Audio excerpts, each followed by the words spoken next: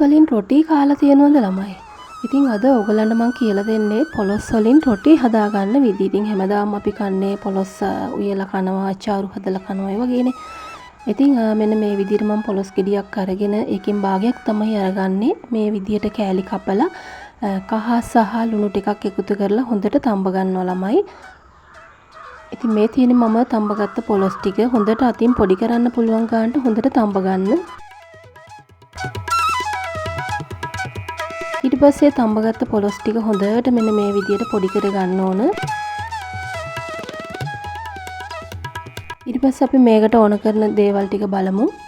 මේ විදිහට මම බීලුණු ගෙඩියක් පොඩිවට කොටු කපාගෙන තියෙනවා. ඒත් එක්කම අමු මිරිස් ටිකක්, කරපිංචා ටිකක් අරගෙන තියෙනවා. ඔයාලට ඉතින් මේකට කැමති දෙයක් එකතු කරගන්න පුළුවන්. කුකුල් මස් උනත් බෙදලා අරගෙන පොඩිවට කෑලි කපලා ඉරලා ඒ විදිහට ගන්න පුළුවන්. බබාලට එහෙම දෙන්න ගොඩක් ගුණයි. කැරට් ලීක්ස් ඒ වගේ දේවල් එකතු කරගන්න පුළුවන්. ඊට පස්සේ මම මේ විදිහට අවශ්‍ය ප්‍රමාණයට පොල් සහ ලුණු එකතු කරගන්නවා.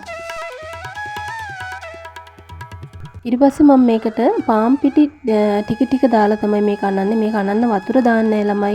පොලොස් තඹපු එකේ වතුර ගතිය තියෙනවා. ඒ නිසා අපි ඒ වතුරත් එක්ක තමයි මේ පිටි ගුලිය අනා ගන්න ඕන. ඉතින් මේ විදිහට මම ටිකින් ටික අනනවා. ඔයාලට වතුර මදි වගේ තෙත ගතිය මදි වගේ කියලා හිතනවා නම් ඉතින් වතුර පොඩ්ඩක් එකතු කරගෙන හදා ගන්න පුළුවන් පදමට.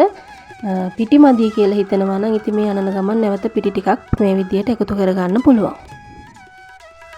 ඉතින් ගොඩාක් ගුණයි මේක පොලොස් කියන්නේ. ඉතින් සමහරලාට පොඩි බබාලා කන්න අකමැතිනේ. ඉතින් මේ වගේ දෙයක් හදලා දුන්නොත් ඒගොල්ලොත් ගොඩක් ආසාවෙන් කන්න පුළුවන්. ඉතින් මෙන්න මේ විදිහට මම පිටි ගුලිය හදා ගන්නවා. සාමාන්‍යයෙන් අපි පොල් රොටි හදන ක්‍රමයටම තමයි ඉතින් පොඩි වෙනසකට තියෙන්නේ මේකට එකතු කරලා තියෙන දේවල් එක්ක. ඉතින් මේ විදිහට තැටියක් රත් වෙන තියලා අපි මේ විදිහට බෝල කඩාගෙන තියෙනවා. ඒ ටික අපි තුනී කරගන්නවා. අපි පොල් රොටි හදන විදිහටම රොටි විදිහට මේ වගේ තුනී කර ගන්නවා. රත් වෙන තැටිය අපි තෙල් පොඩ්ඩක් දා ගන්න ඕන. තෙල් දැම්මම රසත් හොඳයි. හොඳ රසක් තියෙනවා. ඒ වගේම ගලව ගන්නත් ලේසි. ඇලෙන්නේ නැතුව ගලව ගන්නත් පුළුවන්. ඉතින් පොල් තෙල් ටිකක් මම තැටියට දාගෙන එහෙම නැත්නම් ගාගෙන මේ විදිහට රොටිය දාලා දෙපැත්ත හොඳට පුච්ච ගන්න ඕන. අපි සාමාන්‍යයෙන් පොල් රොටි පුච්චන විදිහටම තමයි. මේ කාලේ ඉතින් පොලොස් වැඩිපුරම තියෙන කාලෙනේ. ඔයාලටත් පුළුවන් මේ වගේ දෙයක් අත්හදා බලන්න. ඉතින් මගේ channel එක තාමත් subscribe කරලා නැත්නම් subscribe කරලා එකතු වෙන්න කියලාත් මතක් කරනවා. ඒත් එක්කම ඉතින් ඔයාලත් මේ වගේ දෙයක් හදලා බලන්න. ඉතින් ලොකු පොඩි හැමෝටම රසවත්ව කන්න පුළුවන් ගුණදායි පෝෂණීය රොටියක්. ඉතින් පාන් පිටි වැඩි එකතුනේ නැහැනේ මේකට. ඒක නිසා ගොඩාක් පෝෂණය වැඩි.